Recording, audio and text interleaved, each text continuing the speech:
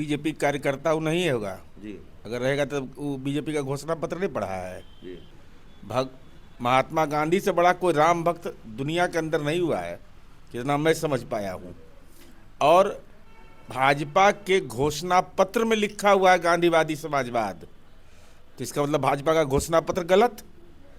अगर गांधी के सम्मान में ईश्वर अल्लाह तेरो नाम, तो काहे मजार पर जाते हैं चादर चढ़ाने? मत जाइए, मजार पर चादर भी चढ़ाइएगा, अकेले में उधर कुछ मिल जाए तो प्राप्त तो कर लीजिएगा, पद भी। क्या मतलब इसका है? ये तो एक समाज में एक ऐसा तबका विकसित हो रहा है जिसको न इतिहास की जानकारी है, न अपने दल के घोषणा पत्र की जानकारी है। भारतीय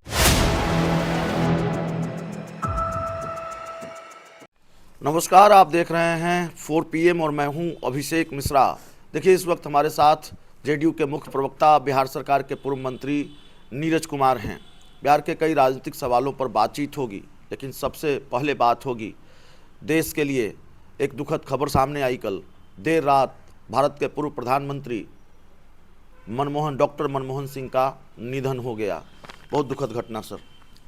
देखिए, देश के पूर्व प्रधानमंत्री डॉक्टर मनमोहन सिंह का निधन मर्मांतक घटना है।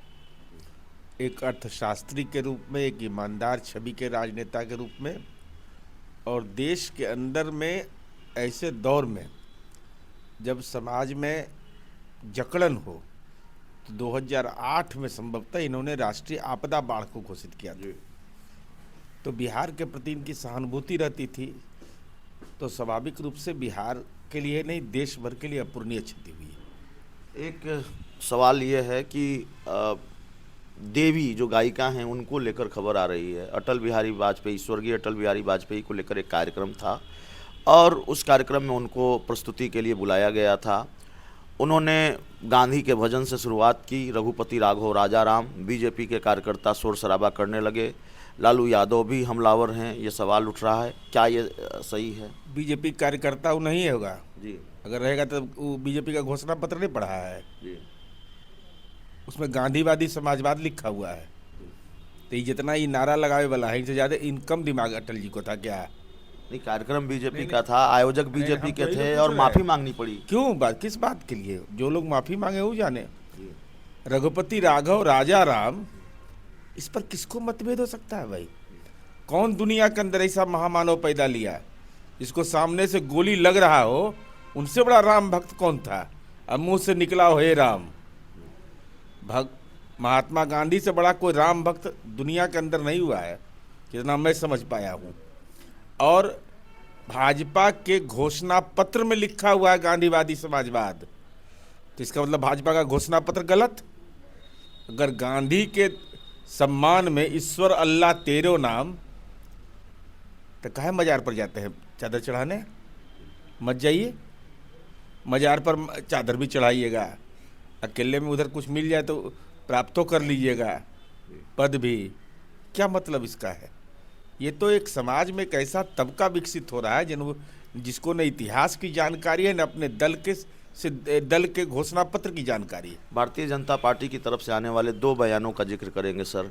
एक बयान बिहार के डिप्टी सीएम विजय सिन्हा का, जिस पर बहुत शोर शराबा है। उन्होंने कहा कि अब मिशन अधूरा है, भाजपा की सरकार बनेगी बिहार में, तब बीजेपी के कार्यकर्ताओं की तड़प शांत होगी। दूसरा बयान मुझे लगता है इससे ज़्यादा बड़ा बयान है, पूर्व केंद्रीय मंत्री संजय पासवान का बयान। नीतीश कुमार के बिना भी काम चल जाएगा, किसी के लिए कोई रुकता नहीं है। ये तो नरेंद्र मोदी जी से जाकर बात कर लेना चाहिए, वहाँ बात करना चाहिए। बयानमा देने से तो अच्छा है ना, आदरणीय प्रधानमंत्री जी से जाकर बात कर लेना चाहिए। लेकिन किसी के बिना कोई काम रुकता नहीं है, लेकिन किसी के कहने से भी कुछ नहीं बिगड़ता है।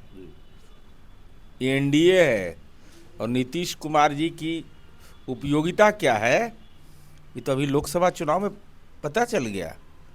पहले का रिजल्ट और आज का रिजल्ट देख लीजिए, अंतर समझ में आ जाएगा।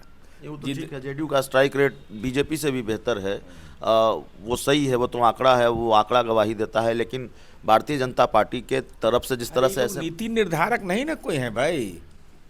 संजय पासवान जी नीति निर्धारक हैं। अरे बीजेपी का प्रदेश अध्यक्ष बोले, बीजेपी के राष्ट्रीय अध्यक्ष बोले तो बात समझ में आती है। अब कोई बोलते रहेगा, उसका इसका नोटिस जनता दल यू लेते रहे। तो जो नीति निर्धारक हैं उन्होंने तो चुप्पी साध रखी है सर, गोलमोल जवाब दिया नीतीश कुमार के नेतृत्व के सवाल पर अमित शाह ने। कोई नहीं, कोर कमेटी की बैठक के बाद क्लियर हो गया है हाँ, एकदम, कहीं कोई कंफ्यूजन नहीं है इसमें, कोई कंफ्यूजन की स्थिति न बननी है न बनेगी।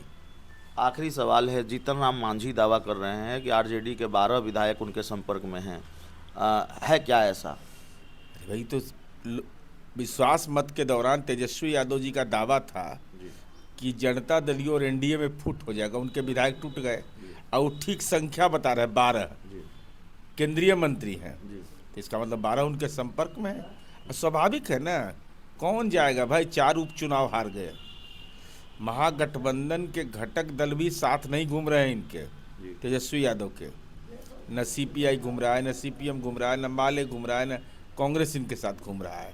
तो अविश्वास का वातावरण है, तो कौन डूबती नैया पर सवार होगा?